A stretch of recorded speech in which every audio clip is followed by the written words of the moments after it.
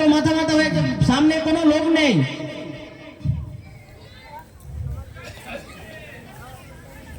দিলওয়ার সাহেব এসে এখানে কি বলছে তোমাকে?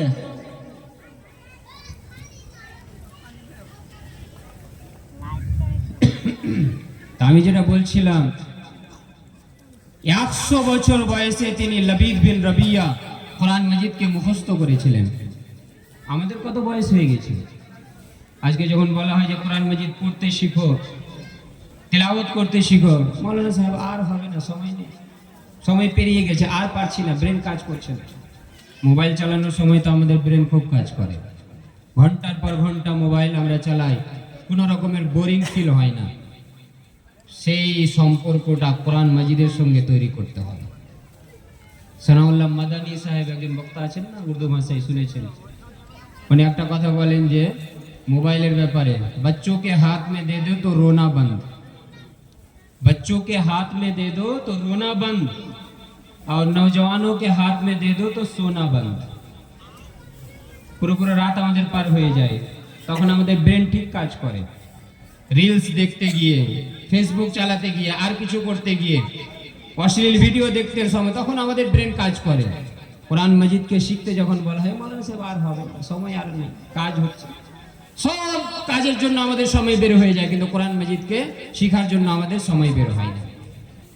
আমি যেটা বলছিলাম যে কোরআন মজিদকে তেলাওয়াত করুন, কোরআন মজিদের তেলাওয়াতের মাধুর্যতা, কোরআন মজিদের তেলাওয়াতের দ্বারা আত্মার প্রশান্তি রয়েছে।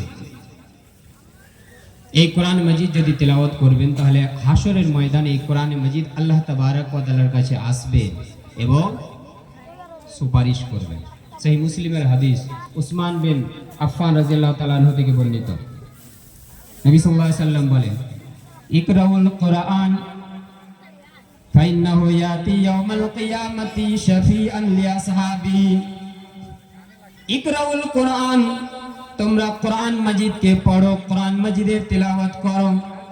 ফাইন্নাহু ইয়াতি ইয়াউমাল কিয়ামাতি শাফিআন লিআসহাবিহি, কারণ এই কোরআন মজিদ হাসরের ময়দানে, যে ময়দানে সবাই নিজের নিজের ব্যাপারেই ভাববে, নিজেকে নিয়ে ব্যতিব্যস্ত থাকবে, সেই হাসরের ময়দানে সবাই চাইবে যে আজকে আমি পরিত্রাণ পেয়ে যাই, আজকে আমি মুক্তি পেয়ে যাই। এক একটি নেকির জন্য মানুষ ব্যস্ত হয়ে পড়বে। সেই হাসরের ময়দানে, মহাপ্রলয় দিবসে এই কোরআনে মজিদ আগমন করবে। ফাইন্নাহু ইয়াতি ইয়াউমাল কিয়ামাতি শাফিআন লিআসহাবিহি, আল্লাহ তাবারক ওয়া তাআলার দরবারে এই কোরআনে মজিদ এসে সুপারিশ করবে ওই সমস্ত ব্যক্তির জন্য যারা কোরআন মজিদের তেলাওয়াত করেছে, কোরআন মজিদকে পড়েছে। আল্লাহ তাবারক ওয়া তাআলার দরবারে এসে সেই কোরআন মজিদ বলবে, ইয়া রাব্বি মানাতুহু বিল্লাইলি আনিন নাওমি, হে আমার রব, হে আমার প্রতিপালক, এই হচ্ছে অমুক ব্যক্তি, যে ব্যক্তিকে আমি রাত্রি বেলায় জাগরিত অবস্থায় রেখেছি, জাগ্রত অবস্থায় রাত্রি বেলা এ জেগে জেগে কোরআন মজিদকে তেলাওয়াত করেছে, আমাকে পড়েছে, আমাকে তেলাওয়াত করেছে।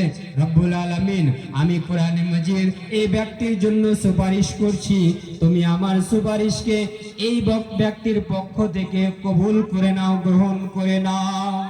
এই কোরআন মজিদ আসবে সে হাসরের ময়দানে, মহাপ্রলয় দিবসে, যেখানে আমরা সবাই চাইবো যে একটু যদি আমি আল্লাহ তাবারক ওয়া তাআলা আরশের ছায়া পেয়ে যাই, আমি মুক্তি পেয়ে যাই, পরিত্রাণ পেয়ে যাই।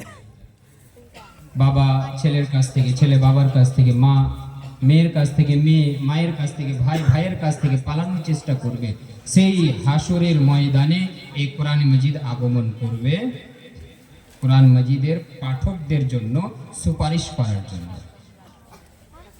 ব্রাদার ইসলাম, সম্মানীয় উপস্থিতি, বলার উদ্দেশ্য, এই কোরআন মজিদকে তেলাওয়াত করতে শিখতে হবে। এই কোরআন মজিদ যদি আপনি তেলাওয়াত করেন, আপনার মনের মধ্যে শান্তি আসবে, আপনার বাড়িতে শান্তি আসবে, আপনার পরিবারে শান্তি আসবে, আপনার পারিবারিক জীবন, আপনার সামাজিক জীবন, আপনার রাষ্ট্রীয় জীবন, সমস্ত জীবনে আপনি শান্তি যদি পেতে চান, তাহলে এই কোরআন মজিদকে তেলাওয়াত করতে হবে, কোরআন মজিদকে পড়তে হবে। ওয়াতুলু মা উহিয়া ইলাইকা মিনাল কিতাব, হে নবী সাল্লাল্লাহু আলাইহি ওয়াসাল্লাম, আপনার দিকে যেই ওহির মাধ্যমে যেই কিতাবকে দেওয়া হয়েছে সেই কিতাবের আপনি তেলাওয়াত করুন। তারপর আল্লাহ তাবারক ওয়া তাআলা বলেন ওয়া আকিমিস সালাহ, নামাজ কায়েম করুন। ইন্নাস সালাতা তানহা আনিল ফাহশাই ওয়াল মুনকার, নিশ্চয় সালাত, নিশ্চয় নামাজ মানুষকে অশ্লীল কাজকর্ম থেকে, অশ্লীল কথাবার্তা থেকে, অনৈসলামিক কাজকর্ম থেকে দূরে সরিয়ে রাখে। ওখানে যদি জিজ্ঞেস করা হয় আমাদের মধ্যে কতজন আছে যারা 5 ওয়াক্তের নামাজ কায়েম করি, অধিকাংশ ব্যক্তি এমন হবে যে আমরা নামাজ কায়েম করি না। নামাজের মধ্যে আমাদের নামাজের বিষয়ে অলসতা রয়েছে, গাফিলতি রয়েছে, নামাজ আমরা আদায় করার চেষ্টা করি না, তবু আমরা মুসলমান। সাহাবায়ে কেরামদের মধ্যে এই ধারণাই ছিল না যে একজন মুসলমান হবে আবার সে নামাজ পড়বে না, এই ধারণাটাই ছিল না। যে মুসলমান হয়ে আবার সে নামাজ পড়বে না, এই ধারণাই ছিল না। এখন আমরা নামাজ না পড়েও মুসলমান, পাক্কা মুমিন, নামাজ না পড়ে। অথচ এই নামাজের ব্যাপারে সমস্ত একরাম বলেছেন। আপনাদের সামনে উদাহরণস্বরূপ কয়েকজন নবীর কথা বলি। ঈসা আলাইহিস সালাম নামাজের আলোচনা করেছেন, নামাজের কথা বলেছেন। ইব্রাহিম আলাইহিস সালাম নামাজের কথা বলেছেন। দাউদ আলাইহিস সালাম নামাজের কথা বলেছেন। দলিল ঈসা আলাইহিস সালাম যে বলেছেন সেই বাণী আল্লাহ তাবারক ওয়া তাআলা কোরআন মাজিদের মধ্যে তুলে ধরেছেন। সূরা মারইয়াম সূরা নম্বর 19 আয়াত নম্বর 31 ঈসা আলাইহিস সালাম বললেন নামাজ সম্পর্কে, দেখেন ওয়াজআলানি মুবারাকান আইনামা কুনতু ওয়াউসানি বিসসালাতি ওয়াজ যাকাতি মা দুমতু হাইয়া। ঈসা আলাইহিস সালাম নিজের অনুসারীদেরকে, অনুগামীদেরকে সম্বোধন করে বললেন, ওহে আমার অনুসারী, ওহে আমার হাওয়ারি, তোমরা শোনো, ওয়াজআলানি মুবারাকান আইনামা কুনতু, সেই আল্লাহ তাবারক ওয়া তাআলা আমাকে মুবারক করে সৃষ্টি করেছেন, বরকতময় করে সৃষ্টি করেছেন। আইনামা কুনতু, আমি যেখানেই থাকি না কেন। ঈসা আলাইহিস সালাম বলেন, আমার ব্যক্তিত্ব এমনই ব্যক্তিত্ব, আমার পার্সোনালিটি এমনই পার্সোনালিটি, আমি যেখানে অবস্থান করি না কেন, আমি যেখানে থাকি না কেন, সেই জায়গায় বরকত নাজিল হয়।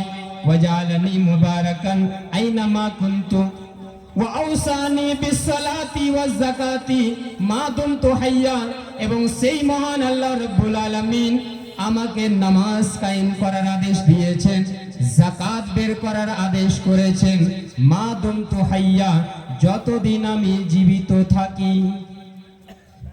যতদিন আমার নিঃশ্বাস চলছে, যতদিন আমি জীবিত থাকি, ততদিন পর্যন্ত আমাকে নামাজ কায়েম করার, যাকাত বের করার আদেশ করেছেন। আপনি নামাজ কায়েম করবেন না আর আপনি বলবেন যে আমি মুসলমান, আমি মুমিন। আপনি নামাজ কায়েম করবেন না আর আপনি চাইবেন যে আল্লাহ তাআলা আপনার সাহায্য করুন, আপনার বালা মুসিবতকে দূর করুন। আপনি নামাজ কায়েম করবেন না, যাকাত সঠিকভাবে বের করবেন না, আর আপনি বলবেন যে আপনার পরিবারে, আপনার সমাজে, আপনার জীবনে, ব্যক্তিগত জীবনে, পারিবারিক জীবনে, সামাজিক জীবনে শান্তি আসুক, এটা কখনো হতে পারে না। ঈসা আলাইহিস সালাম নামাজের কথা বলেন, ইব্রাহিম আলাইহিস সালাম নামাজের কথা বললেন। সূরা ইব্রাহিম সূরা নম্বর 14 আয়াত নম্বর 37 আপনি উঠিয়ে দেখুন। রব্বানা ইন্নী আসকানতু মিন যুররিয়াতি বিওয়াদিন গায়রি যি যারইন ইনদা বাইতিকাল মুহাররাম রব্বানা লিয়ুকিমুস সালাহ ফাজআল আফিদাতাম মিনান নাসি তাহবি ইলাইহিম ওয়ারযুকহুম মিনাস সামারাতি লাআল্লাহুম ইয়াশকুরুন। আমরা ওই ঘটনা শুনেছি, আল্লাহ তাবারক ওয়া তাআলার যখন আদেশ হলো, হে ইব্রাহিম, তুমি তোমার ছেলে ইসমাইল এবং তোমার স্ত্রী হাজেরাকে বনবাস দিয়ে এসো, সেই বাইতুল্লাহিল হারামে, সেই জায়গাতে তার নিকটে ছেড়ে এসো যেখানে খাবারের কোনো